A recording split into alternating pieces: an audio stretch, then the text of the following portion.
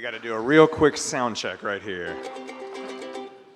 Welcome. A little feedback on that one that makes it exciting. Welcome to the Lightning DevCon. Welcome. It's gonna be so cool. Hey, welcome to the Lightning DevCon. Hip, hip, hip, hip, hooray. Hello. I'm Josh Starmer, and welcome to the Lightning DevCon 2022. I want to thank you guys for coming to our inaugural event. We've got some items we got to take care of. First, I'd like to thank the sponsors. We've got AWS, NVIDIA, and Mother Nature for bringing us actual lightning on our day. Very special. We're very thoughtful for that. Here's some other things. If you've got to go, the bathrooms are by the bar. You'll know you're there because there's like a portal into another dimension. It'll make sense when you see it. The other thing is, please turn your phones onto silent mode. Number 3, the Wi-Fi password and the agenda, the QR code, is on the back of your name tag. I'd recommend the Wi-Fi first and then the QR code for the agenda. And then the last one is very special. We have an Oculus/Meta Quest number 2 that we're giving away to some lucky attendee. All you have to do to enter the contest is either post on Twitter or LinkedIn, hashtag #BuildWithLightning. You got that? It's the same as the password. So if you can't remember, hashtag password. Anyways, you got it. So without further ado, I want to introduce our CEO, William Falcon.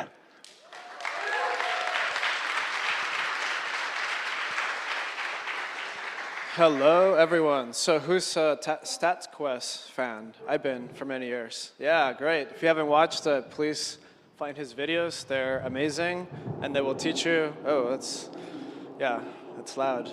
But yeah, they'll teach you all the stats you need to know. So, first off, before I get into all of this, I just want to thank the whole team and everyone who's here. Thank you all for showing up as well. Thank you for being part of the community and supporting us from day one.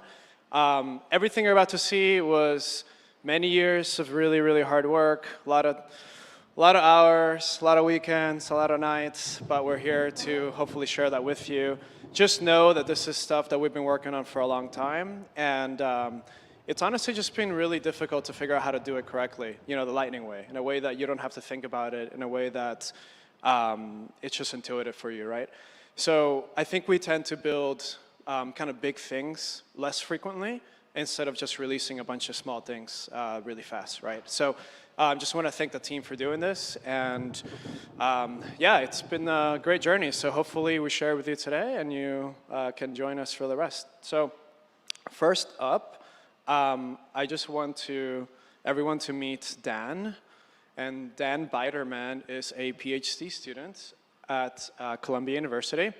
It's actually the lab where I started learning about deep learning as well, many years ago. And we're going to hear a little bit about Dan's work.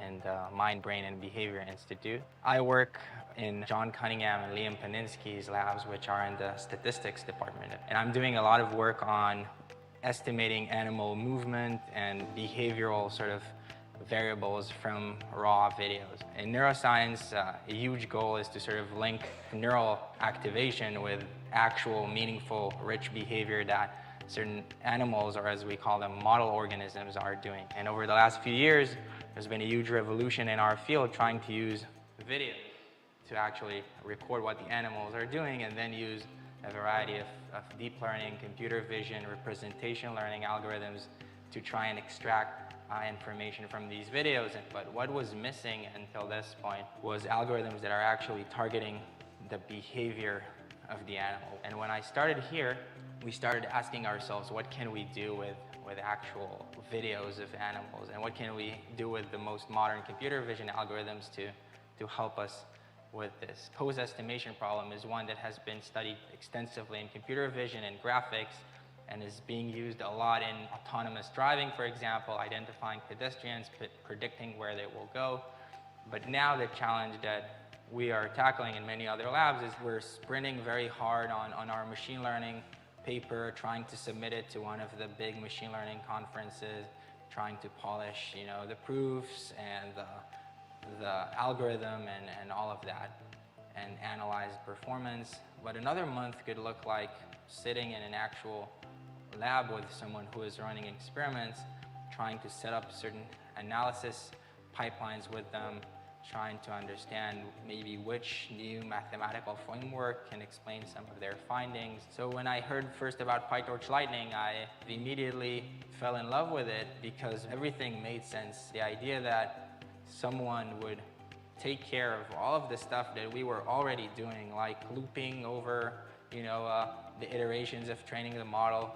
And then when I got into it with this pose estimation project, I really fell in love with the idea that everything here makes perfect sense. Okay, so a lot of neuroscience research happens at this lab, many other labs across the world as well. And surprisingly, there's a lot of deep learning involved. So I really encourage you to check it out. So this is another one of our kind of featured apps that we'll show in a minute. But Nyla, so meet Nyla, she's also coming from NVIDIA as well. And this is kind of some of the work that this team is doing. So this is Omniverse Replicator.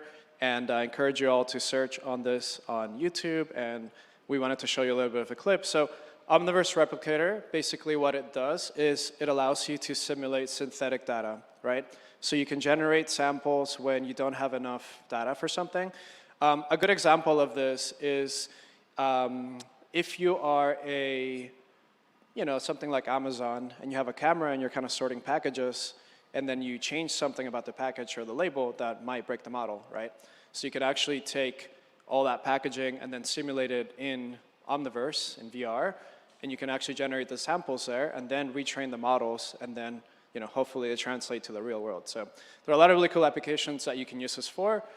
And yeah, I encourage you to check out this work as well. And meet Mark as well. So Mark is coming from Mars, and I want to show you a little bit about his work.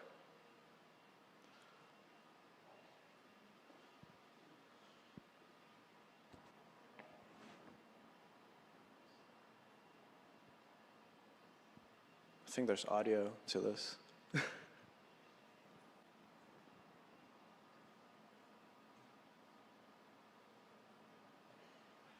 So I'll pretend to do the audio while we queue it up.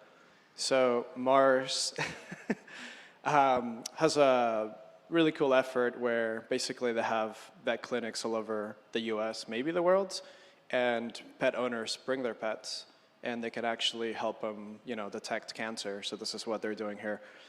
They use PyTorch and Lightning to do this as well. And yeah, it really just helps the scale up the number of humans that you need to actually do this because you don't have enough doctors to help do this at the scale that they're doing it at least. So we'll let this play for a few more minutes.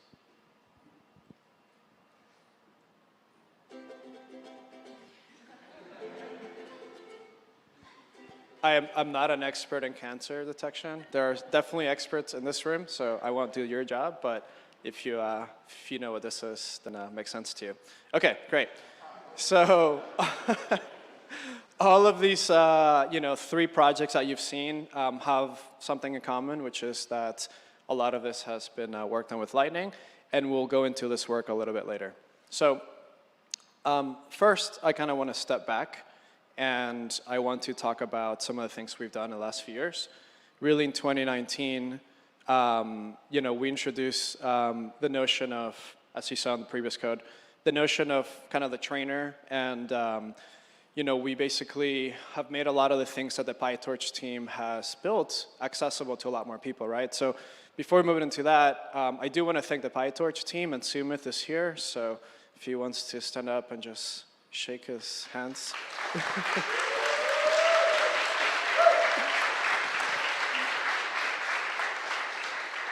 again, a lot of the work that we've done is really make a lot of this stuff usable. And one of the ways we've done that is by introducing the trainer, right? And this trainer is a really good paradigm that has actually spread into many other parts of the ML world. And I think it's working out really well. So I think we've been really excited to just be a part of that movement. And it's really had this paradigm shift where we've seen that it's kind of something that you need to actually unlock scale, right? I think everyone really wants full flexibility, and it's great, but full flexibility makes it really hard to do scalable work and to have collaboration, right? So you need something in between.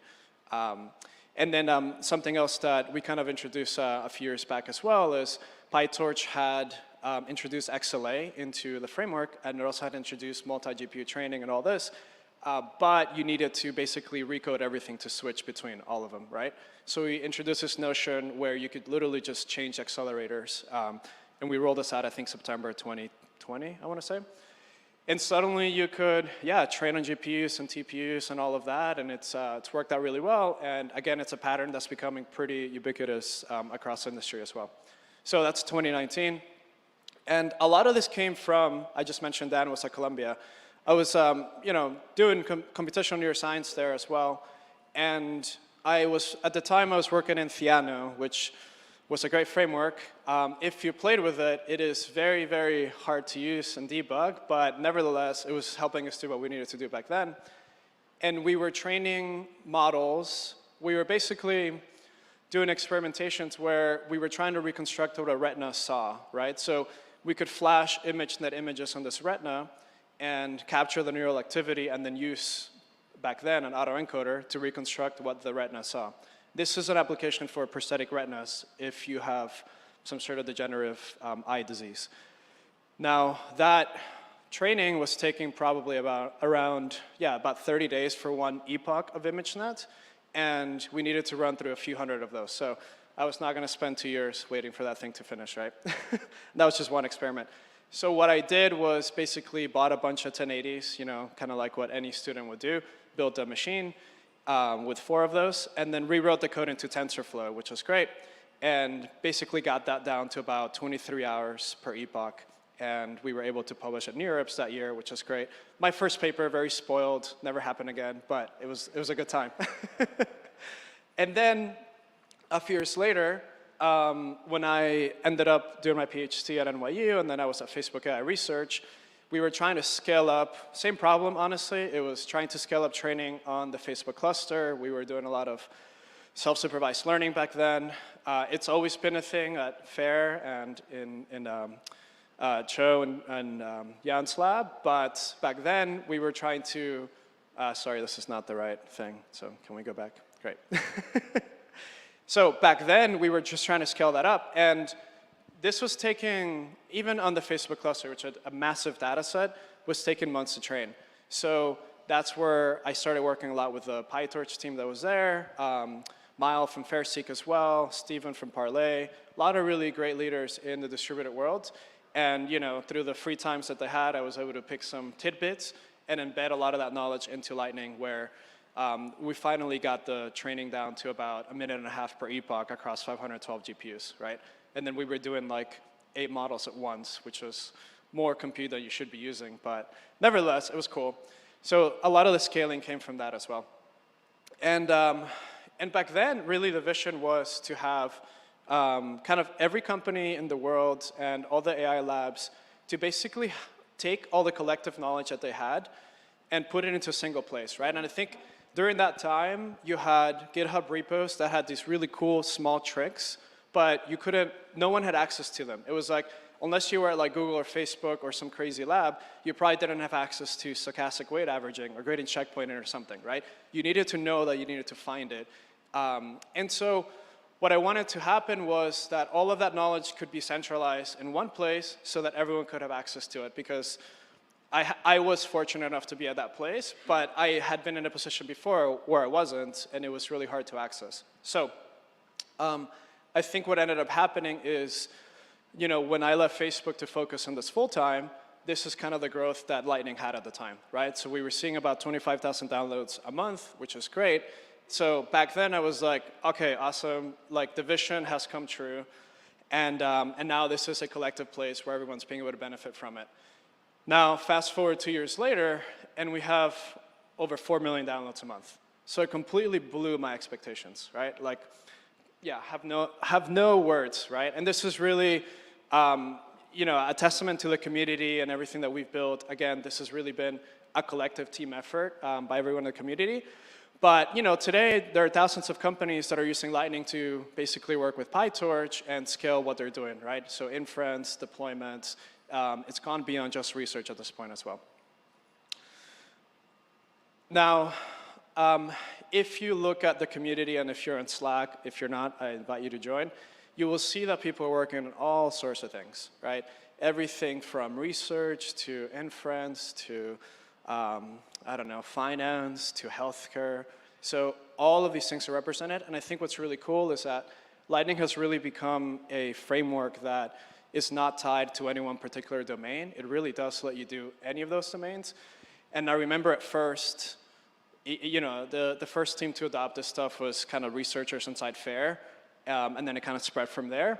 And always the question was, can it generalize to my particular thing, right? We're all researchers, and our work is obviously so special that it could never be generalized to a framework, right? That's what everyone thought. And maybe you all think that until you actually try it, and you're like, oh, it turns out that it is right. I can actually refactor it, and I don't really lose the flexibility. So, you know, it was the too good to be true argument that took us about 2 years to kind of show the world that it is not too good to be true, right? So, now when Lightning started entering industry, you know, in research, there are certain things you do that you're never going to run into. But once you start going into industry and actually putting things into production, you start running into issues like needing feature stores, right? Like needing deployment strategies, needing, I don't know, Redis cache, reading databases. So it's extremely difficult to get a lot of this stuff working correctly. So the model part of it, it is easier because collectively we've all made it a lot easier today than what it was before, but it just means that everything else has become really difficult as well, right? So the model itself is no longer the hard thing, which is good actually, but everything else is hard. The data pipelining, the deployments, the retrainings, like how many models do you have, how do you switch them, red, blue, all this stuff, right? So I call this a fragmentation problem. And the fragmentation problem is not really unique to AI. It's just unique when it happens when a field grows, right? And AI is, as a research field, has been around for a long time, but it's just recently started to get in the industry in the last few years, which means that we're seeing problems. So if you think back to the automobile, when the first cars started coming out, you basically didn't know you needed seatbelts. You didn't know you were going to have a radio. You didn't know that you could have an electric engine. As the technology matured, we discovered that there were a lot of things that we needed to make this platform work, right? And so you started having many, many different ways of doing one thing, right? So in the car example, you might have 50 different types of tires, and that's great. And you should have this flexibility. But you need a platform to make it all work, right? If you don't have a standardized platform, then the tire makers won't be able to kind of interoperable, like they won't be able to interop between different platforms. So you need something where a lot of these things can fit in, different wheels, different types of engines, different types of radios, and so on. So once you had this kind of platform, it really unlocked the ability for the automobile industry to kind of scale beyond where they were before. Again, it happened with computers, right? So everyone had kind of their own way of doing things. There were really no standards. You know, if you build your own machine, how many types of RAM are there, right? So there's hundreds of these. Now, you could not have this flexibility to put in your own RAM if you didn't have, again, some sort of platform that allows all this stuff to work together. So these are just two examples, but if you think back to any new technology, you're going to have this cycle where at some point the thing becomes super fragmented and you need a way to make it all work together. So, yes. So remember, we started basically trying to solve this fragmentation problem a few years back, right? Which is really hard to do. In 2021, we basically solved one portion, just a small part of it, which is trading at scale, right? So we introduced Grid, where you can train TensorFlow, Keras, anything you want at scale. And this really solves kind of like the tooling problem of, okay, I need interactive notebooks, the GPUs, I need to run experiments, all this stuff, but it doesn't solve deployments, it doesn't solve, where are my checkpoints? You have questions like, okay, the training's done, which is the best checkpoint? What if you want to use an experiment manager? Which one? How do you swap them up? So this is really, again, for us, it was kind of a first step to solving the bigger problem that we wanted to solve, which is how do you make all these things work together, right? So this is really what the goal has been from day one. Again, I said it's been about 2 years we've been trying to solve this. And it's actually really difficult because today there's a big status quo in the world, right? DevOps came, so some engineers came from the DevOps world, and then they took all those YAMLs and all those tags and all those things and turned them into something called MLOps, right? Which is great, except that none of us care about YAMLs. None of us care about Kubernetes, right? Some people do, but the people who are doing the research and the people who are building the models and the people who are doing, the fraud detection, that are doing kind of the industry applications, they just want it to work. They don't care how it's being done. If monkeys are managing your machines, great, as long as it works, right? So the status quo is really hard to change. And so we are basically going to look at how the product that we're going to introduce today would have been built if we just followed the status quo, right? If we just continued to think how the industry is thinking today. So the first thing that would happen is we would introduce a DAG framework, right? We love DAGs, why not? So first thing that we would introduce is this. Then we would have some sort of workflow scheduler because why not, right? You need a way to schedule that stuff. Then we would introduce a way to do infrastructure as code, or maybe give you like a really cool YAML generator or something like that, right? Then we would have some sort of framework to build ML-powered apps. Like, what even is an ML-powered app? What does that mean, right? Then all of these tools have a UI, right? You use await some biases, use comment, whatever, they'll have the different UIs. So how do you connect all of them together? And then finally, you need a way to collaborate because yes, you may be working alone right now, but I promise you the second that thing goes beyond POC, you're going to have collaborators, and it's going to be really hard to do what you're doing. The way it would work is we would probably specify a function, and then we would just add a bunch of decorators. First, we'd define a node on a graph, and we'd say, cool, this is my first thing. Next, we would say, schedule it every 12 hours. Then, we're going to give you some sort of admin access because maybe some people should have access to this or not. And then we're going to specify the hardware, right? This is how the world would build this today, and no one would question it, right? Then you'd have some beautiful UI like this that shows you a DAG workflow, and you're like, oh my God, this is great, I can debug it. And then maybe someone would even try to build you a UI that you can drag and drop and connect things. Like, it doesn't work, guys. It's not realistic.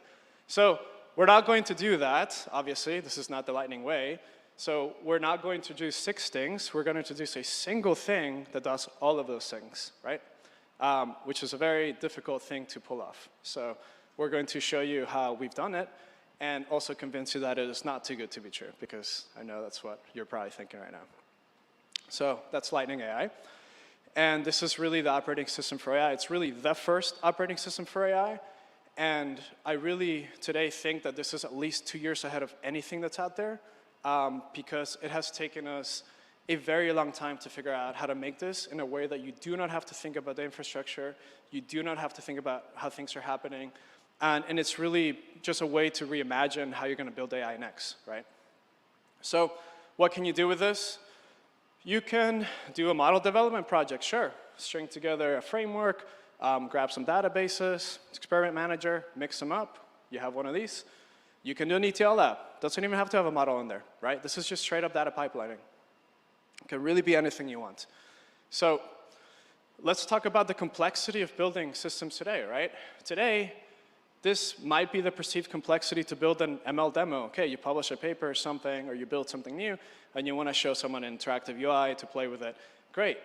That is really not complex compared to a real production system, right? That is not a production system. A production system has a lot of moving parts, different environments, environment variables, fault tolerance, right? Local debugging, system observability. Like when things fail, how do you monitor that, right? So with what we're introducing, we expect this complexity to be able to be unlocked, right? Because now you don't have to deal with a lot of that stuff. You'll be able to build much more complicated systems that really kind of the enterprise world has been bottlenecked today because we've had to build with DAGs and we've had to build with YAMLs and so on, right? So I know it's too good to be true. So let's go ahead and look at some of the work that we've done today and show you some of these Lightning apps, right? So the first is going to be the app from the Omniverse team. And this Lightning app, basically what it's doing here is it's going to use, so what you're seeing is the UI of the Lightning app, right? So this Lightning app is actually available on the gallery, which I'll talk about in a minute. And basically, you can drag and drop 3D assets into this. So if you, I've never worked with them, but apparently there are these .usd files and so on. So you can drag these guys in. And then this is going to basically, you're going to be able to compose a scene, right? And then once the scene is composed, you're going to basically ask the Omniverse replicator that's running on an A10G on the cloud to simulate this data, right? And this is going to start generating the actual simulation. So here I'm just composing the scene. And what it's going to do is you're going to give it some parameters, kind of like transforms, and it's going to like flip the image and do a bunch of different things. So this data set's being generated on a machine while there are a bunch of other models training on other machines that are training on this data set that's being generated, right? So this is a full pipeline. This is like create the data set, sample it, train models, retrain all of this, all in a single app, right? So I want to invite Mark to come up here as well and talk about some of the work they've done. All right, here we go.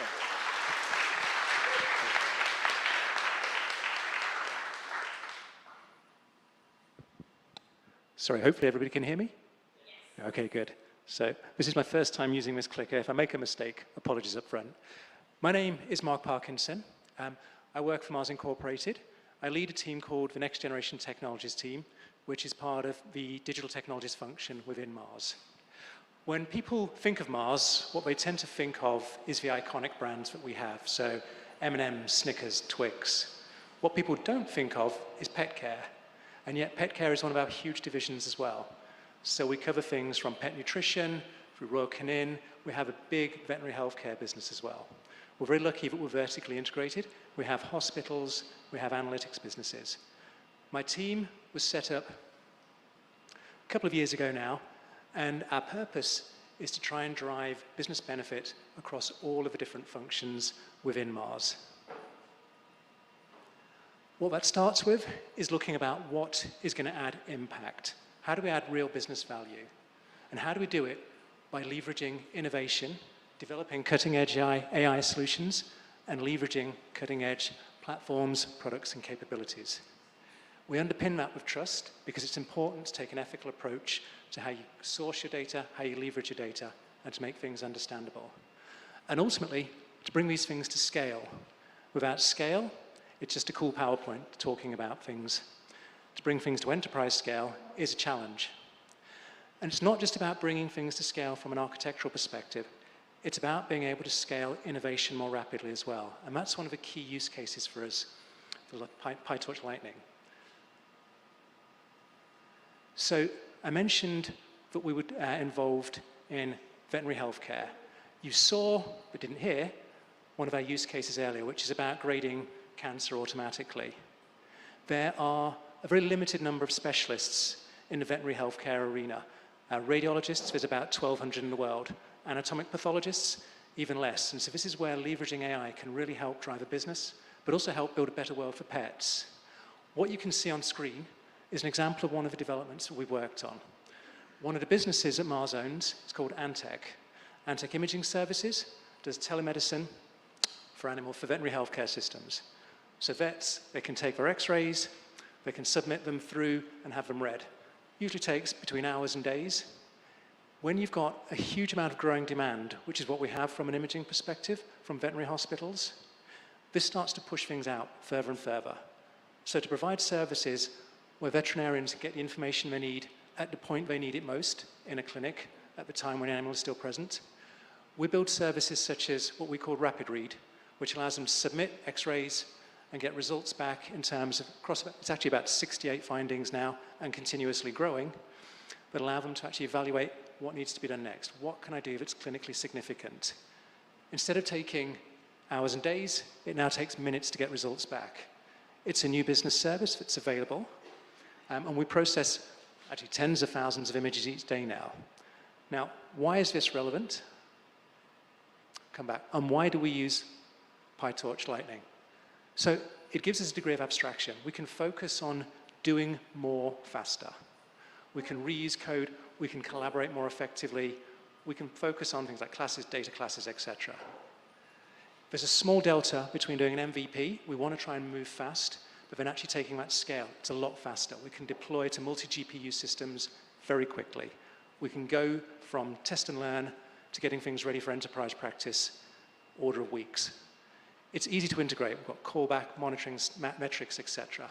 And a simple thing, documentation and video explanations are actually really useful. There's a lot of cool tools out there, but if nobody knows how to use them, they're of no benefit. So we've been refactoring the rapid read capability that you saw to leverage PyTorch Lightning. It allows us to generate more newer models for new findings that we're pushing out there to constantly enhance our production systems. It reduces our training time because we can deploy much more rapidly to much more powerful systems. Talked about rapid read, and that's an available service for veterinarians. But that bottleneck resource that I discussed as well, which is veterinary trained radiologists, how do we help them too? So something called a JustNet, which is actually on a previous diagram. So those little pictures you saw of the x-rays coming in, that's something that we do as well. What a JustNet is, it's the ability to rotate and correctly orient x-rays before they're read by radiologists. If you're a bottleneck resource, every moment is precious. And when you're doing veterinary reads, or you're doing reads for veterinarians to give them information back about animals, every click takes time, which takes away from your ability to do these reads. And so it's actually critically important to allow us to optimize the use of that bottleneck resource, e.g. these trained specialists. Now, getting specialists to label data for you can be tricky. They've already got busy day jobs. So how do you get it done? You make it frictionless and you make it quick, you make it easy.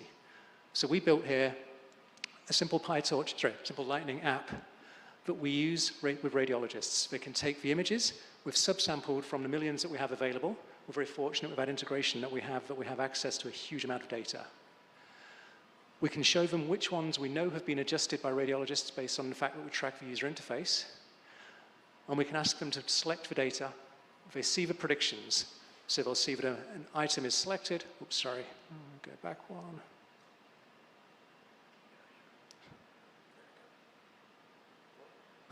Thank you. So they can select an image. They can put it through. It runs the inference on the model. If it's correct, great. We've labeled it as correct. We leave it. If it's incorrect, it's flagged in the moment. The correct orientation or flipping is put in. That feeds into our labeled data set. When we hit critical thresholds, we retrain, we deploy. Very quick, very simple, only requires periodic updating from the radiologists and allows us to deploy this much, much more rapidly than we've been able to do previously. That's a very simple and quick example. We do a lot. We don't have time to go through all of it here, but if people are interested, you can see the paper and the video that you saw with the pathology work earlier. There's papers and videos out about the other work that we've done on rapid read, x-rays, etc. Yeah, we're really excited about what we're able to build and leverage here. Hopefully you will be too once you've had a chance to read and look at some of these.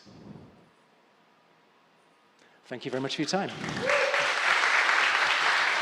Wait.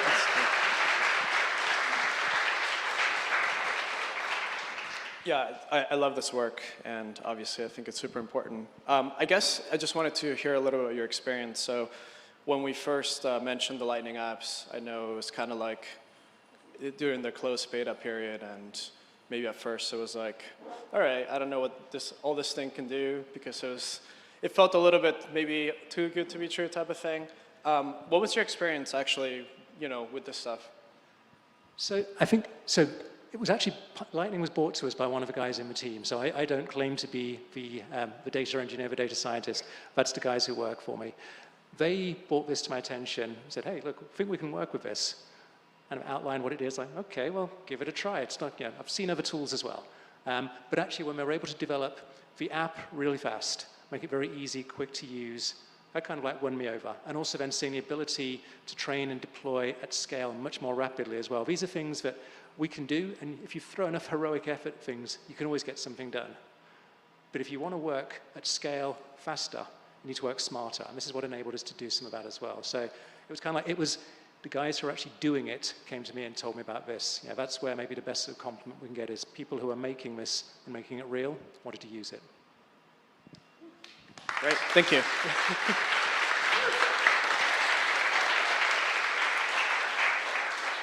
And I believe your app will be available to use as well for everyone, or parts of it? Okay, got it.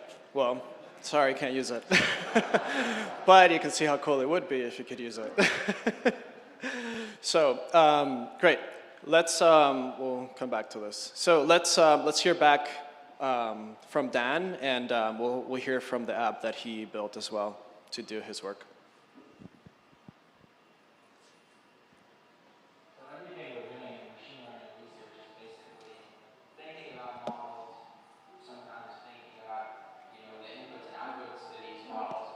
We deal with these models, we refine them, we obsess about them, we write papers about them, but once we're done, then the models are sort of dead. We assume someone else may use them and to do something with them. But the reality of things in academia and science, but also in industry, is that the model is only a part of some pipeline. And usually, as they say with kids, it takes a village here. You know, it takes a whole company to build an app. You need DevOps engineers, and you need data engineers, and you need the researchers that do the science and machine learning engineering. So we sort of specialize into different, components of the pipeline. Each is doing one thing, and we're not seeing the big picture. And in science, often it's very rare to see applications that are starting from data curation and are ending with actual deployed system. It's very rare to see this, even in the biggest consortiums in physics. Sending off a model to train, on the cloud.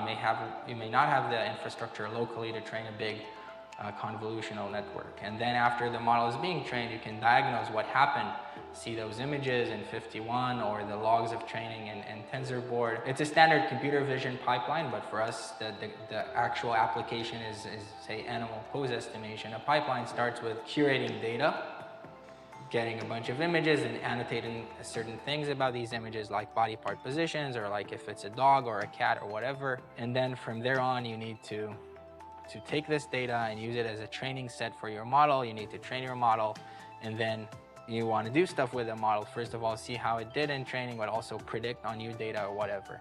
But usually these different segments are separated, and you have different scripts that do each of them. And it all sort of depends on some human in the loop that will try to trigger these events. But actually, just chaining them together in one big operation that allows people, without local installations and without a zillion SSH tunnels and all that, allows you to label data, train a model, get the results back, predict things, wait for new data. That's on the engineering side of things. That is something that's almost impossible to do on your own as a researcher.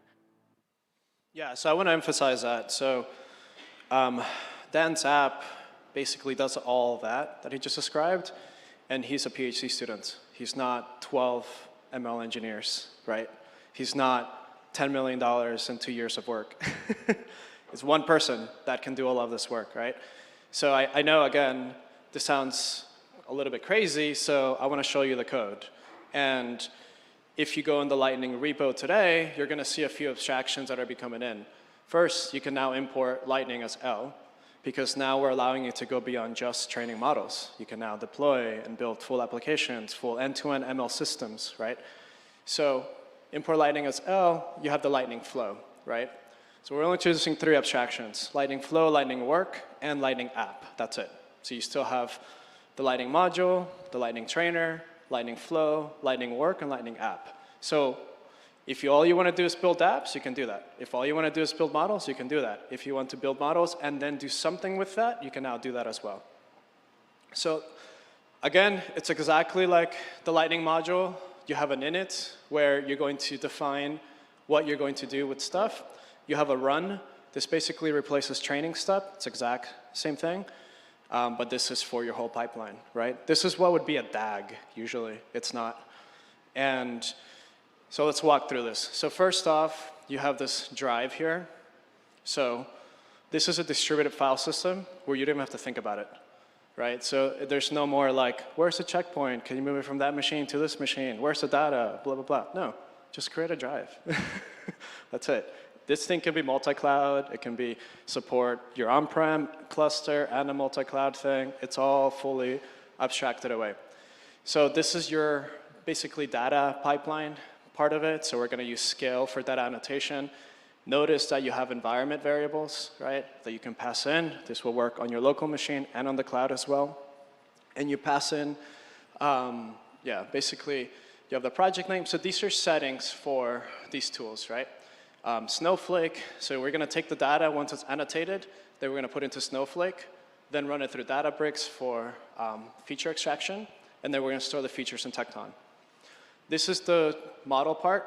We happen to be using PyTorch Lightning here, but you can use anything, right? You can use Keras, you can use TensorFlow, you can use PyTorch, you can even use just regular Python scripts, right? Whatever you want. And then we're going to monitor with Comet in this case. Then we're going to deploy. Deployment is going to happen with OctoML. I mean, this is a very complex system on purpose, right? OctoML is going to take the weights and optimize them for the hardware. So if you're deploying on GPUs or edge devices and so on, then we're going to actually do the deployment in SageMaker itself, and then we're going to monitor this with Arthur AI, right? So how does this actually work? First is we have this event loop, right?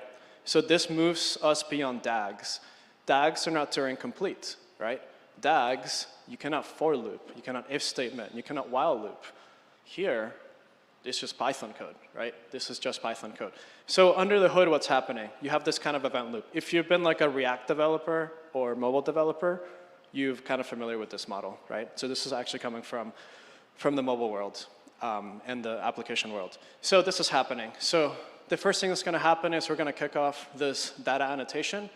And this could take a whole month just sitting there. So this happens. This is false, false, false, and you're good. So the loop continues, continues, continues. At some point, you have enough annotations. You have 1,000 of them. And then you kick off your data pipeline, right? So this happens. You fetch the data. Here, you transform them.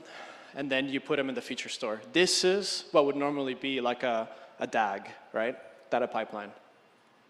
Actually, let me just go this way, right? So this is the data annotation part.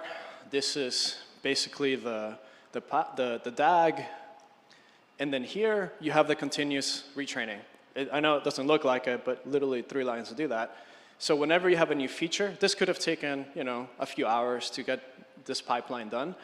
When this has new features, you're going to kick off this training run. So this model is going to start in parallel. Notice this is a non-blocking call, so it's going to happen in the background. And then this is also going to kick off the experiment manager as well. When you have a new checkpoint at some point, again, could be hours, could be days, doesn't matter, you're going to now do the deployment optimizer. You're going to send the weights through this API to Octo. They're going to send you back new weights. Then you're going to do the deployment here. And yeah, I guess you refresh the deployment monitoring here. So continuous retraining, continuous redeployment, data pipeline, data annotation in like 20 lines, right? Obviously, the complexity is in these components, but the app itself takes like 30 minutes to build, and it really just strings together what you already have today. Now, all of these tools have their own UIs. So let's, again, just like Lightning, this is not configure optimizers, this is configure layout. You can actually just specify the whole UI here and say, okay, I want my app to have 3 tabs, and in each tab, I'm going to render each component. Each component here has a self-contained UI. So you can get these components from the open source, and they will have their own UI of what they're going to show for you. So, Comet has a UI, Chaton has a UI, Arthur has a UI. So you get the page for your app, right? And you're able to basically click between them. You can add your own UIs afterwards, right? Which will show you another real apps in a few minutes. You can add more. You can add React UIs. You can add Angular, Vue, Streamlit, Gradio, whatever you want, right? They can all work together. You can have all of them working at once together, which is wild, right? If you want to do multi-cloud, great. Sounds good. Just go ahead and use this cloud resource, specify the cluster you want to go on, and you're good to go. So I can train on AWS and deploy on GCP. If you're in research, why do you care about this? because it's cheaper. It might be cheaper prices on different clouds. If you're trying to hit a paper deadline, yeah, your cluster's probably not going to be available, so you could probably train on the cloud. Again, one of the apps that we'll show in a minute lets you search within videos. This is what the UI looks like for that app. It's built with Streamlit. Again, I believe we have a React version as well. But under the hood, this is a distributed system, right? That you just can't tell. And the PyTorch Lightning model itself is training across a few machines. There's a YouTube video extractor that's on a separate machine. And there's a Streamlit component that's rendering the UI on a separate machine. This can even go beyond multi-cloud, right? And the UI still just appears simple. So don't let the simple appearance of this like hide the fact that this is a very complex distributed system under the hood. So I want you to think about it this way. You have the iPhone, which is the hardware, right? Grid, which is now called Lightning Cloud, allows you to connect clusters together. It's really just that. It's a kind of equivalent to hardware, but it's really multi-cloud hardware. For that, you need an operating system to be able to build and run apps, right? So on iPhone, you have iOS. Here we have Lightning AI, where you can build iPhone apps, and you can build Lightning apps as well, right?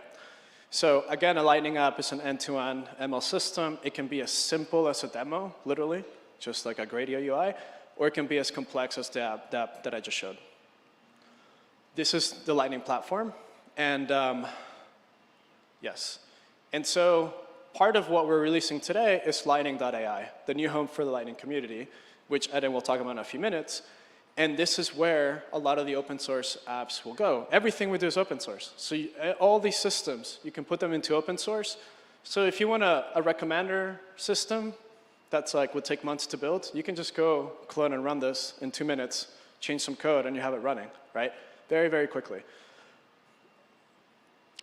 Then you also have components, right? So the Lightning app is made up of components. This thing has a few components in it, BigQuery, I don't know, Databricks, all these different things, right? So these are also all open source, which means you can take, you know, the serving or literally a component to spin up a Jupyter notebook or a serving engine and drop it into any application you want. So even if you're just building research and suddenly decide you want to, I don't know, show a demo or actually build a product from it, or you find someone's research that is exciting and you want to build a real product around it, you can now strap on all the data components, the databases, the feature source, all that stuff, and then grow from there, right? So all of this lives under our new page, which is Lightning.ai, which Eden will talk about in a few minutes. So, yeah.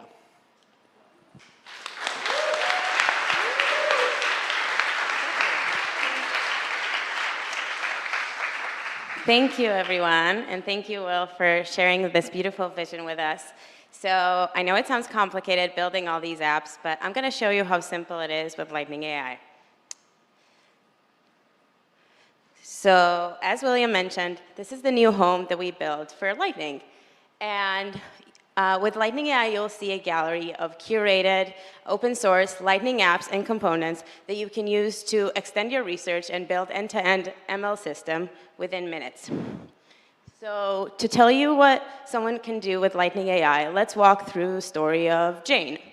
So Jane is an academic researcher. She's working on computer vision for robotics. And in the last couple of months, she's working on a paper for her upcoming conference. And her deadline is coming up in just a couple of weeks. But she still wasn't able to find the right hyperparameters to train her model on. So Jane's really confused. If she would try to run this on the university cluster, it'll take her months, so goodbye deadline. And then her next option was trying to run this on the cloud, but she's not a cloud expert. She doesn't know where to get started. She doesn't know how to set up the environment. Not sure what to do. Then Jane tries Lightning AI, the open operating system for AI, to see if she can get rescue there. So going to Lightning AI, Jane can explore the gallery of apps until she finds something interesting, like this Lightning Sweeper app. Clicking on it to learn more, this will train multiple models across hundreds of cloud CPUs or GPUs using advanced hyperparameter tuning up strategies.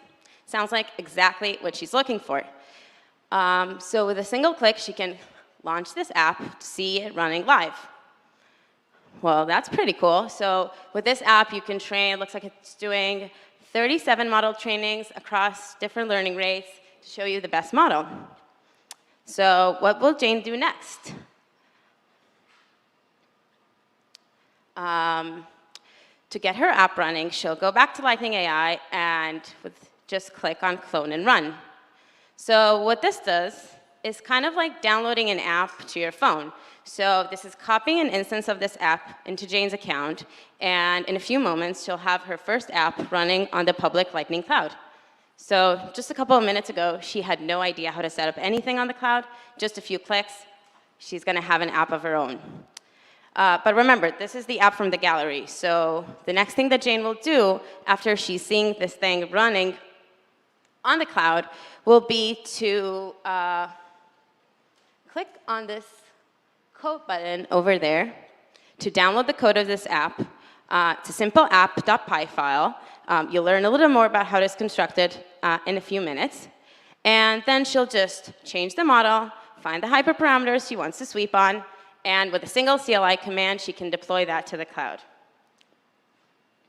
So fast forward to a couple of minutes later. Whoops. How do I go back?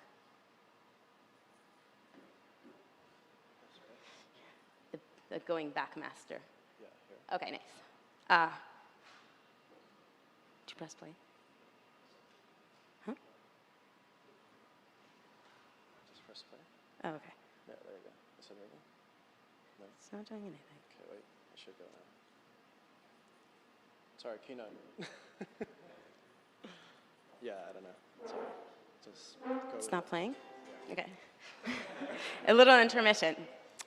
Kind of misses the punch, but a couple of minutes later, you can already see that her app is running on the cloud.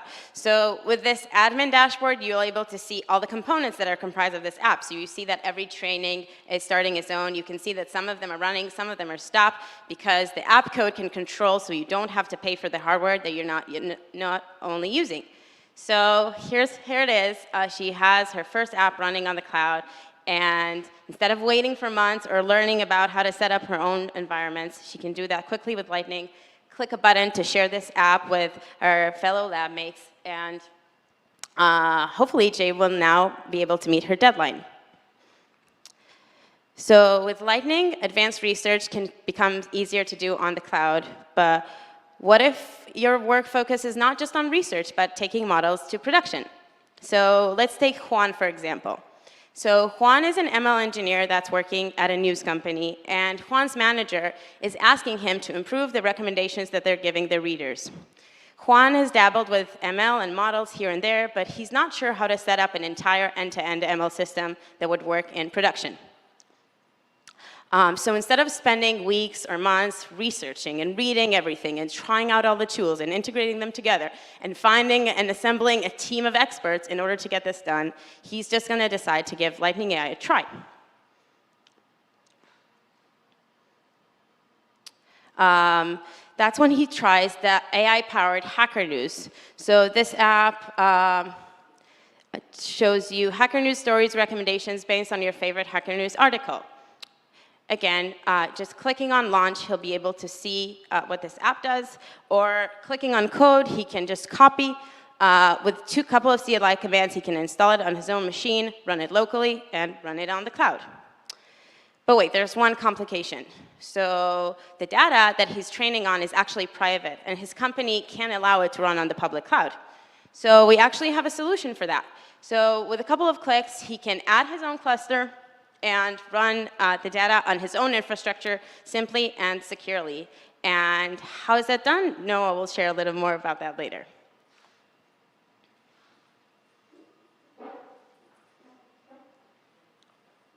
Whoops.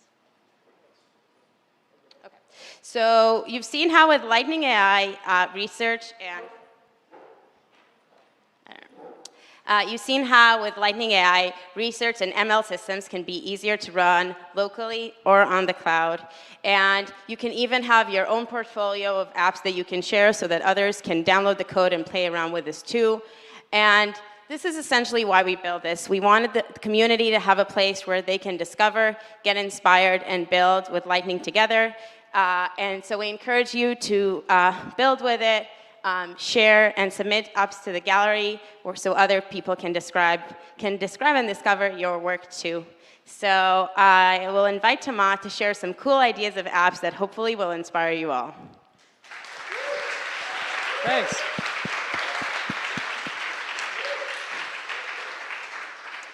Thanks, Eden, for this great presentation of the product. My name is Thomas Chaton. Some of you might know me as T Chaton on GitHub. Okay, yeah, getting that. Okay, so in my presentation, I will focus on covering the breadth of what Lightning apps can do, and I've prepared 3 apps to show you all. So, as in 2007, when the Apple and Apple Store launched with its 500 initial apps, we didn't know what apps could do. But today, 15 years later, we actually knew. So apps can be a way to share videos and photos to everyone else, can be a way to send messages, or even play games. So as in 2007, Lightning Apps is this very exciting new things we're still learning about. The app gallery launches with 20 apps and 15 components. So we don't know what kind of apps will be built in 3 or 5 years from now. But today, already, students, PhDs, data scientists, researchers have already built amazing apps with the platform just in the past few weeks.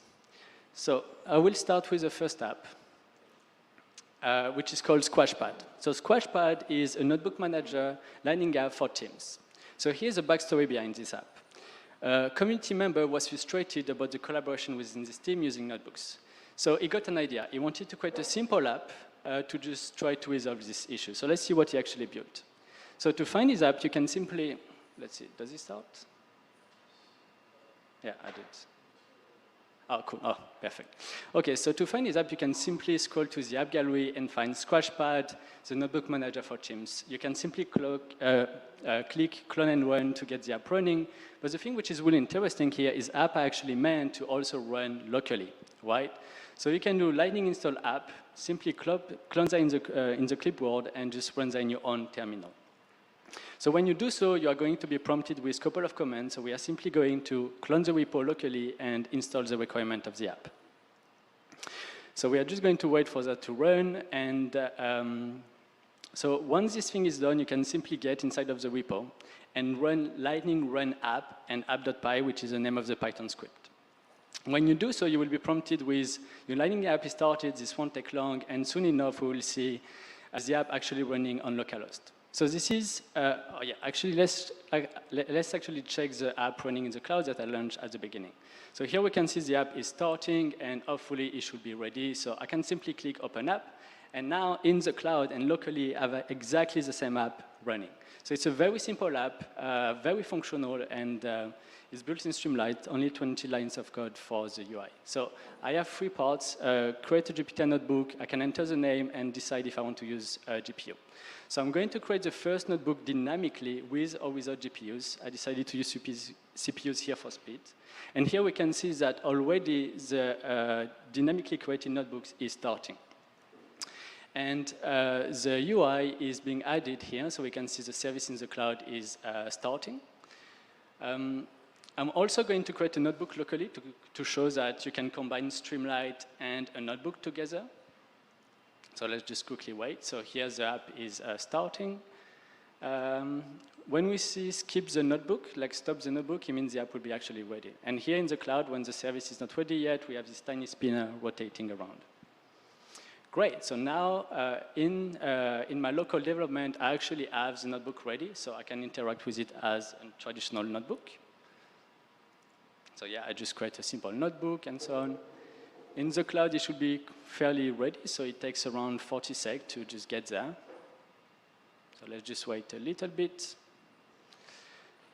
I can actually create another notebook just to show the dynamism of it. So I'm actually going to create a notebook for Eden, so she can collaborate with me and help me with my work. And here again, I can see that dynamically the notebook was created directly by my interaction with the UI. Great, so now the notebook is ready and it's running in the cloud, so I have my own notebook where I can just do my experimentations. Okay, great, I think that's the end of the video. Okay, cool. Great, so maybe just to, yeah, actually just going one slide back. Oh, yeah, cool. So just to finish with Squashpad, like Squashpad is a very simple app. It's only 100 lines of code. And if you were to use this app, and imagine in your team you have someone like Paul who, who doesn't like shut down his notebook during the weekend. What you could actually do is simply clone the repo, add a couple of lines of Python code to the app, and just say that on Fridays at 5 p.m., simply shut down all the notebooks. After redeploying the app, all the notebooks are shut down, even the ones that Paul forgot to shut down. Okay, so now let's go to the next app. Oh, damn, I need to click twice. Great, so the second app I want to talk about is called the Research app. It was developed by Aniket Moya, our developer advocate, and it's about the clip paper from OpenAI. We all love interactive demos, and the Lightning App Framework comes with multiple components to support that, so Streamlight, Gradio, and so on. But Aniket wanted to do more. He wanted to have a single place where all the knowledge about the clip paper could be found. So he decided that in the first tab, you will actually embed the blog post from OpenAI about the clip paper. Then he decided that a great thing to do will be actually to add the archive paper of the clip paper. So everyone can actually jump from the blog post to the paper and fully understand the story. But the paper can be complex. So he also added a markdown poster for people to just capture the core ideas behind the paper. He also integrated a notebook viewer so people can actually understand how he dealt with the model. So in the fifth tab, he added, so he used an experiment manager when he actually tried the model, and here is 1DB integrated directly inside of the UI, so people can actually check the reproducibility of the results. And at last, an interactive demo where you can actually try the model live. So you can simply say, going into space, and as expected, you will see some great images of astronauts going to space. I can simply clear this thing, cat reading a book, make a submission, and hopefully get some cats reading books. Yes. Okay. Okay, great. So going to the third and last app, Flashy, definitely one of my favorites, built by Ethan Harris. So with Lightning, we are giving back the power to the researchers once more. So with PyTorch Shining, we abstracted the hardware. With Lightning, we are abstracting the infrastructure. So researchers are fully in control and can actually focus on what they care about. Flashy is built on top of the research open source framework Lightning Flash and provide an easy way to get things done with AI with no code or ML knowledge. Flashy, so using Flashy, and depending on the user needs, Flashy will apply HPO strategies to find the best parameters. So actually, let's see how the app works. Great, so now the app is starting. We can see the logs are running. I'm going to click the Open App button at the top. Great, so this entire app is built in React. It supports two tasks, image classification, text classification. You can simply import your data, define your splits, and then depending on your budget, you can actually decide how many models you want to train. So 3 target performances, low, medium, high. We selected high, so in parallel, we are launching 5 jobs, right? 5 works. Here we can see that we launch 5 ResNet 18 with different learning rates. The machines are being provisioned, and we are seeing this progress bar right there. Now some machines are actually ready and are going to train. But the thing which is really exciting here is we are in a distributed system, so those are actually running on different machines. And in real time, we can actually see the progress of the trainings on all those different machines. So let's just wait to get to 100%, almost there. 84. 100, great. So now we are going to see those succeeded, and the performances are going to appear here on the side. The first one of the sweep is actually the best. So you can simply click on Share Checkpoint and get an optimized version of the checkpoint for you to use in your applications. Great. Great. So with Lightning, we now have a way to do things faster and simpler, so you don't have to learn the things you don't need to. Hopefully, this will enable your next ML product to be built with a fraction of the cost and the efforts previously required. Later today, for the people around, we will hold a workshop to explain how to implement your own HPO and multi-node training from scratch. You will learn also how to handle a model from, handle the life cycle of a model from training to deployment. Yeah, demo, from demo deployment. We will also introduce a PyTorch Lightning Trainer app, which is great for the entire community. We're excited about this one. It enables to turn any PyTorch Lightning script into an app with an interactive UI that you can run in the cloud. We are also going to present the collaborative training app, which enables to train cross-clouds. And finally, there will be a presentation of how to create an ETL pipeline with BigQuery. And remember, this is only the beginning. More apps and components are being added every day to the platform after an intensive curation of the core team. So just to recap what I presented, free apps, Scratchpad, research poster, Flashy. Scratchpad was a way to demonstrate that from the UI, we can dynamically create resources. Research poster was a way to demonstrate that you can put the thing you care about together. And Flashy was actually an MVP project that people can actually use. So without further ado, I'm going to invite Luca to the stage to talk more about Lightning framework, how it works, and how you can build your apps with it. Thank you, Thomas. All right, yeah, I need this one. Thanks, everyone. So I hope this was exciting. Now it's time to open the lid, have a peek under the hood on what's happening. Have you seen Lightning AI can go anywhere from building demos to orchestrating full ML systems, to building them, and without requiring a lot of cognitive overhead. And I think cognitive overhead today is kind of a curse in ML, because you need to compose things at the finest level of granularity. It's like building a car, actually getting a bag of screws and tiny things, and you need to put the car together, which you can do. But maybe sometimes you don't know what you don't know. So this opens up the possibility for you to get to the end result without having to know everything, and maybe then you can dig in and know more. But it's a bit like kids learn, right? They learn to babble words, and then they can associate meaning to it, and they can discover their way through it. So this is the way I kind of think about Lightning AI and what it enables today. So when we started thinking about how to empower Lightning users to do more than training, to go beyond training, to tackle distributed computing or building full ML systems, we wanted to overcome a few challenges. Computing at scale.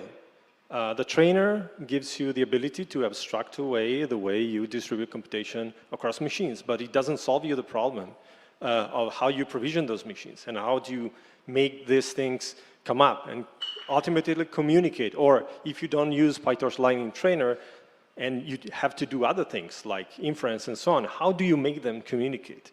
You need to learn REST APIs or other protocols, gRPCs, and so on. It's a lot to learn.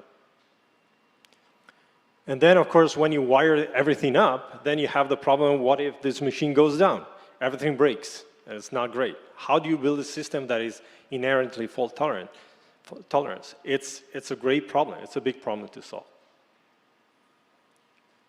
And typically, if you have ever done this, having a possibility of simulating your system in your machine in order to understand where the bug is and how you fix it or how it will behave once it's at scale without actually having to SSH and look at logs on a Kubernetes UI like Lens. It's really hard to build a system locally that has the same properties of the system on the cloud. And so this is also a problem we wanted to solve. And do it in just code, just your Python code, just like Lightning. And there's a lot that happens in PyTorch Lightning that it's a bit like this. There's a lot happening that could be happening using configuration tools and so on, and it feels just like code. You can understand it, you can relate to it. How can we bring this concept to building cloud systems, full ML systems? This is the challenge we set out to solve, and I think we have a possibility to solve this today. So we introduced 3 new abstractions, like William introduced at the beginning of the keynote. We have app, flow, and work. These 3 guys will allow you to build the systems you want. Let's take a look at a sample application. A robot. So robot needs to explore, and you want to save its parameters where the exploration is great. So what you would do to build such an application is you would say, okay, dear robot, just keep exploring and collecting your score. So this thing is actually a blocking thing. It's a while true. It will never exit. But then you would want to say, okay, now I check if the system is ready, then I start my robot, and when the score of the robot is more than 1,000, which is a nice number, then I'm going to save the good parameters, because this robot will have unlocked the right way to explore its environment. Okay. If you have this app, all you need to do with this app.py file, you just install your Lightning framework. And then if you want to run locally, you just go Lightning run app.py, and it will run on your system. Or run Lightning run app.py -- cloud, and it will be deployed on the cloud. Okay, so we talked about Lightning app, Lightning flow, and Lightning work. This is Lightning app. It just runs things. We'll dive a bit more into this. This is Lightning flow. It just coordinates things. This is the way the robot should, I should guide the robot to do what it needs to do, provided that the robot is a self-propelling thing that it will just do its exploration. So how do I orchestrate what the robot is doing and then make decisions? This is what I'm doing in flow. And then the work is where the grunt work is happening. Let's dive a bit more. So the first abstraction, Lightning app, I pass it a flow, and when I call Lightning run app.py, this will be executed. So this is just like a runner. In fact, it might be reminiscent of the trainer. Trainer is not a class, you subclass. You take a Python module, you pass it to the trainer. Trainer is just like a runner. It takes care of running things for you. And in fact, you have a trainer, you have a model or module within it. Same way, you have an app, and you pass it a flow, a root flow. And we'll understand in a minute why I use this word root flow. All right. Flow. As I said before, and as William has introduced a while ago, yeah, it has an init with some attributes, and then a run method, which is what dictates the logic of my flow, how it orchestrates. This is called the state. Flow is a kind of a peculiar construct, because you cannot do everything you want with its attributes. They have to abide some rules, but essentially whatever gets set here prescribes how flow should happen. It's a bit like a function. You give it a state, which is the set of attributes, and then the run method will only see this state. So its behavior, what happens here, is a function of its state and not anything else. So the state can be checkpointed. So if I take a flow, I take a state from somewhere, stick it into the flow, run the run method, it will run.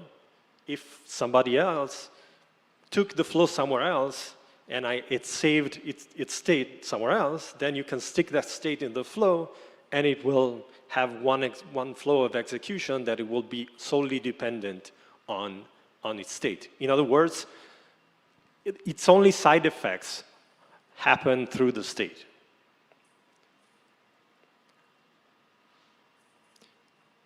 How does that run function run? How does app call the flow.run? It calls it repeatedly. So we said, you take the state, you pass it into the flow, and then the flow will have one pass of the run function. Well, this happens repeatedly, every, fractions of seconds. It's a bit like reactive programming, Streamlit, if you have done Streamlit, or React, if you have done front-end programming. It's just like that. Given a state, it will make a pass. It's like immediate mode rendering for the OpenGL guys in the crowd. It's the same thing. It's immediate mode distributed systems. So you give it a state. Given a state, it will have a flow of execution here. It will generate state changes. And then the state changes will be merged into the state. And this thing will continue to happen over and over again. We have a 1-second rule. You will get a warning if your run function takes more than a fraction of a second, because the run function is not meant to do any actual work, but it will just coordinate logic. And what you can do, though, is you can stick as attributes of flow other flows.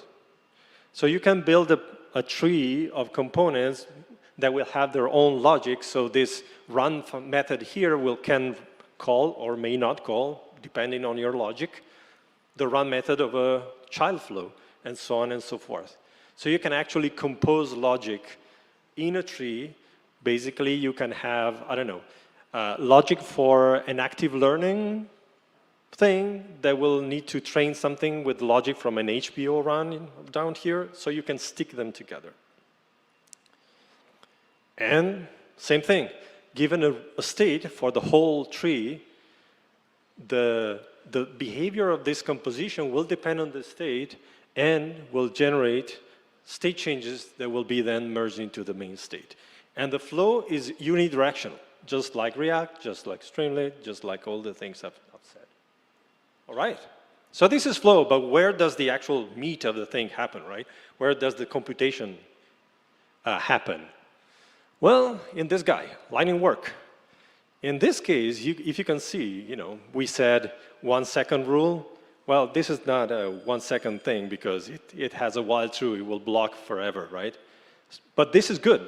Work is there exactly for this reason, to make long-running computations happen. And so you can stick work as a child of flow. And the rule right now is that work needs to be at the leaves of this tree. Okay, so you have a tree of logic, and then you have work with blocking thing, heavy computation, provisioning new machines, and so on. We'll see it a bit later, at the leaves of this tree. But the rule never changes. Work has its own state. State will dictate how this whole tree of things behave. It will generate state changes. State changes will be propagated back into the main state. The interesting thing is, while our robot was exploring, it was generating scores. And it was sticking scores for the exploration inside the state. Those state changes were immediately visible to the main state. So Flow could reason about what was going on in work. So it's not like a DAG system, which is great for certain things, where each block needs to begin, end the computation, and then when the computation is done, then you do something else. Everything can react immediately to what is going on in this long-running computations. So for example, epoch ended, good. I can take a decision. Or the new model that is going on has a certain performance, great. I can now dispatch my logic differently. All right, so work is for heavy lifting. Side effects. Side effects are good in work, not good in flow. Side effects for flow should only go back into the state. All right. This thing runs in a process or in a multiprocessing thing on your laptop. But then, what happens when you move to the cloud? When you push this to the cloud, thanks to the properties that we built this system with, we can run this composition in one machine and then these others in different machines or different pods or different containers and so on. And if we want to run work in different machines all together or even multi-cloud, then we can split the whole thing, break it down, and run it at scale. So this can happen for hundreds of work, right? So now we have a tree of flow that is coordinating a fleet of work that can reactively send their state back. And this is how Lightning AI works under the hood, essentially. All right, so summarizing. We set out to resolve this problem. We think we're onto something here, and we're kind of going all in on these abstractions and building a whole product for the community to build things with. And we really hope this will empower the community to build stuff that will be characterized by distributed computations at scale, that are reactive ML systems that are dynamically reacting to change into what happens within work or within the logic in a really easy way, in a way that I don't have to think about how two machines communicate. All I need to care about is how my state evolves, which also gives us an opportunity to build a fault-tolerant system, because now we can say, okay, this work failed, what should I do? This is a state change again. And I can reason about my system on my laptop because it will have the same characteristics of what happens when I distribute it on the cloud. But the most powerful thing, I think, is going back to what we said at the beginning, building the car. Right now, with this, you can build components that are apps themselves. But since the app takes a flow, and the flow can have multiple flows and work behind it, below it, somebody else will be able to create something with a flow that will, into which they can stick your thing, and now we can build on each other things and build more and more complex ML systems together.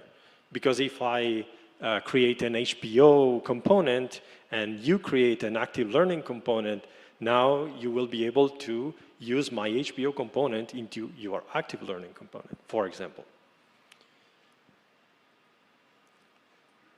There are a few other things, like Will has anticipated before, a shared drive that works locally and on the cloud. We have payloads, which is ways of passing a very large binary things through the state. For example, a batch of tensors. I want machines to work, for example, to publish their, parameters, and then I want flow to dispatch those parameters to another work, and this is the way I do it. And also, we can enable cross-work networking. So, for example, you can build a huge DDP cluster that is managed through the flow state changes by having work communicate together as a cluster of machines. All right. Build the ML system in days. Focus on what matters. It's really similar to the PyTorch Lightning ethos, but it's taken to the system level. And I will now pass the stage to Noha that will tell us what happens when you type -- cloud. Thanks. Thank you, Luca. Okay. Okay, so we've reached the most exciting part of this whole presentation. And I'm going to tell you about infrastructure, because all you guys love infrastructure. So you heard about how to build your Lightning apps. I'm going to tell you about infrastructure. And before I do that, I would like to introduce myself just briefly so you guys all know why I'm here. I'm Noha. I started my career at Microsoft on a language modeling team where I helped build some machine learning components, and I had all the access I needed to infrastructure. This was never a problem. And then after Microsoft, I decided to kind of spice things up and go to this beauty company called Glossier. You might know it in New York, or maybe you don't because you guys don't use makeup. But there I was hired to work on this technology product in the beauty space. And I tried to incorporate some very basic machine learning components, nothing fancy. And I got some POCs up and running, but the moment I tried to get a production version of those POCs, I really lost steam. I spent weeks searching the web for a tool that could help me productionize it. I spent hours talking to sales reps who promised that they could fix this problem for me. And after a good amount of time, I didn't really end up with what I was looking for. So fast forward, I decided to join Lightning AI because I firsthand experienced this gap in the market where at Microsoft, I didn't have to worry about infrastructure. It was all like business as usual. We're talking about machine learning. And then at Glossier, I tried to do very basic things with machine learning, and it was just not possible. So has anybody here ever tried to build their own machine learning system? Okay. Wow, a lot of people. I'm surprised. So if you haven't, I would highly encourage you to try, but only if you have a really high threshold for pain. And if you have, you will probably experience the pain of the journey I'm going to take you on right now. So let's talk about what building an ML system could look like. What does this mean? The story always starts the same. You'll have a hyper-motivated machine learning engineer who built a prototype and say, great, now I'm going to throw it on SageMaker, and I'm going to call it a day. And then, like Will mentioned earlier, 2 years later and $20 million, and you still don't have your productionized model, and now you might as well be calling your machine learning engineers Kubernetes engineers because they're doing 1% machine learning and 99% infrastructure. So what would happen if you tried to build this kind of thing yourself? You would likely run into issues with networking, with auto-scaling, with on-prem, with cloud costs, with collaboration, with versioning, reproducibility, privacy, and the list really does go on. For all the people who tried, you know what I'm talking about. And you could try to do this yourself, it's possible, but this is what we've been doing here 24/7, so you could let us solve that for you. Because at the end of the day, your machine learning engineers and researchers, they're here to build recommender models, they're here to trade stocks, they're here to fold proteins and do the cancer research and all those cool omniverse things. They're not here to be cloud experts. That's not what they're here to do. So to drive that point home, I'm going to give you an analogy. Imagine you had a meeting next week in San Francisco from New York, and to get from New York to San Francisco, you were given two options of transportation.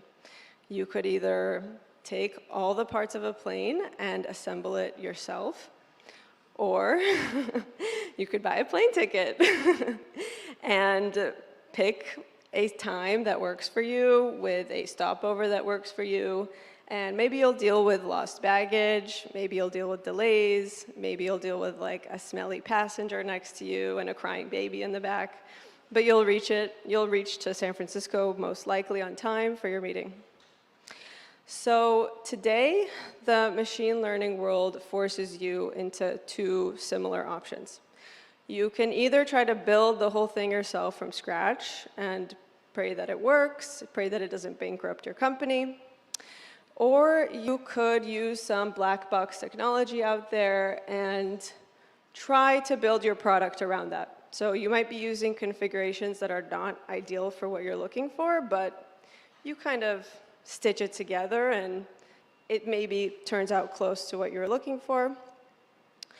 The ML world is the same, like I said. And earlier I said there was two options to get from New York to San Francisco, but actually I lied. There is a third option. And bear with me, I'm going to talk about private jets. It might sound a little crazy, but I'm going to explain to you why a private jet is an option. A private jet strikes the perfect balance between flexibility and convenience. If you want a gold toilet seat in your private jet, you can add it. If you want silk sheets in your private jet, sure, why not? And if you want to go anywhere at any time, you can do that because nothing is stopping you. You're in the driver's seat of your own jet. But there's a problem with private jets that you're probably all thinking about, which is that they are super expensive. It's not feasible for 99% of us.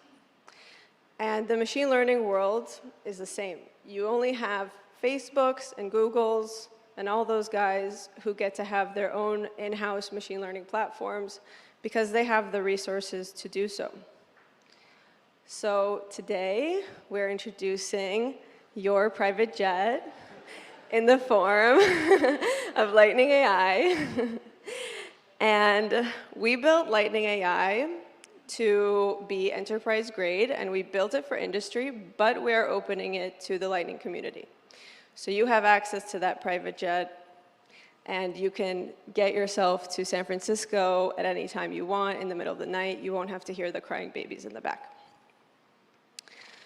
The Lightning AI private jet gives you your full flexibility to build the ML system of your dreams. You can, sorry. If you're at a company today, you could use your Lightning AI private jet in 2 levels. You have the bottom level where you're managing clusters, you're tweaking configurations, you're adding, deleting, giving access to people, and you have full flexibility to do so. And at the top level, you have the app builders. And these are people that really don't care about any of that. And they just want to focus on what they're doing and not worry about clusters, not even see anything related to infrastructure. These are the people that are folding proteins, that are building those recommender models, the people you hired from PhD programs that you worked really hard to get into your company. And you don't want those people wasting their really special skill to learn another very, very, very hard skill. So at the end of the day, whether you are looking for full flexibility at the top level, at the bottom level, sorry, or ease of use at the top level, we were able to build Lightning AI in a way where both domains can focus on what they do best, both experts can work without getting in the way of each other. Thank you.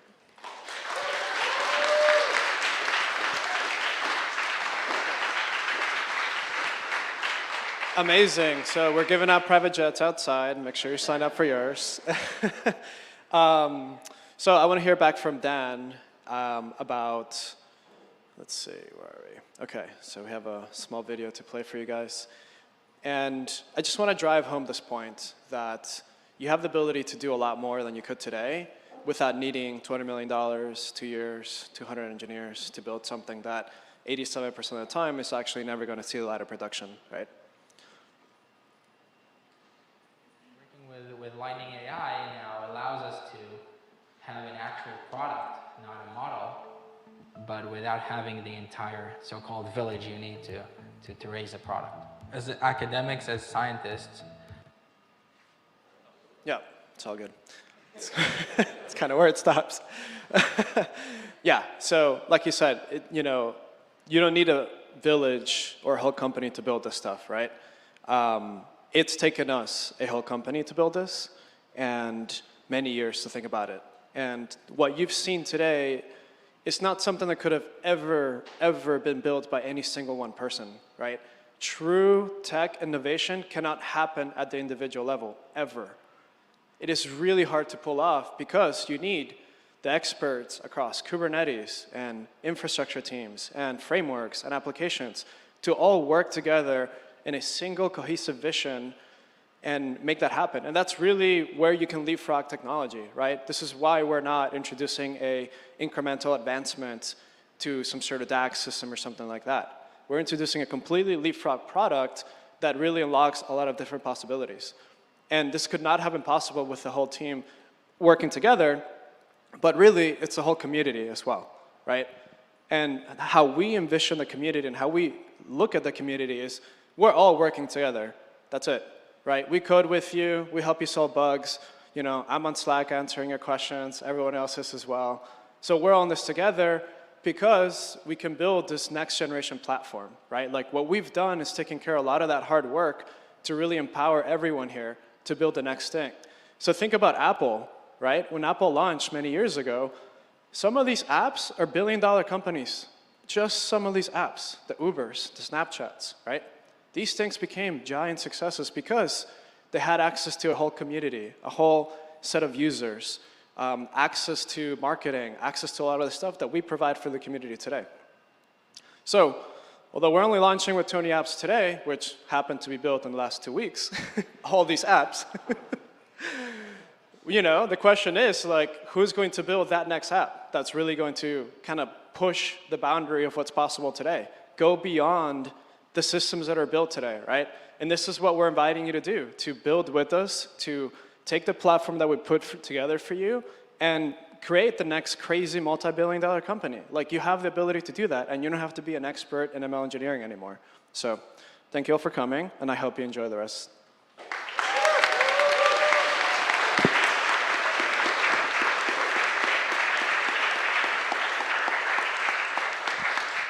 Hey everyone, we're going to take a short 15-minute break and then we're going to come back for an incredible panel discussion, so stick around.